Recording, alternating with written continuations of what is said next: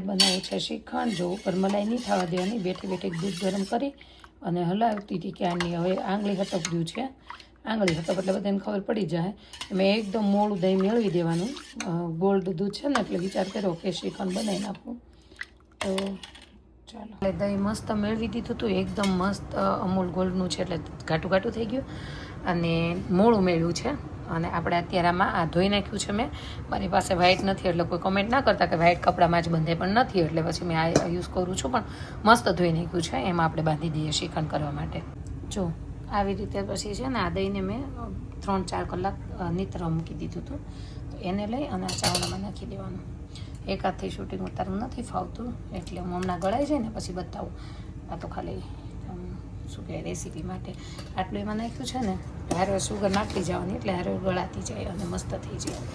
તો થોડી થોડી સુગરી નાખવાની, થોડો એ નાખવાનો. હમણાં બતાવું તમને. જો મસ્ત મઠાનો મઠ્ઠો બની ગયો છે.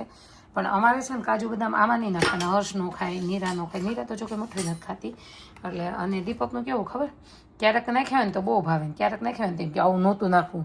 એટલે જેને ખાવું હોય ને એને આમ લેવાનું સાલિયામાં, પછી ને આવી રીતે આમ ઉપર ઉભરાવી દેવાનું. ચાલો આપણે શ્રીખંડ પૂરી શ્રીખંડ જો પૂરી છે હો, બતાવી દઉં તમને કદી બેનવળી. ફાકા જોઈએ, ફાકા ન હોય જો પૂરી હોય છે. ચલો જો મસ્ત મઠ્ઠો ઘરે બનાવેલો, એટલે ઓરિજિનલ આને અમૂલ છે કારણ કે અમૂલ દૂધમાંથી બનાવેલો હોમમેડ છે. પૂરી છે, શાક છે, દાળ ભાત.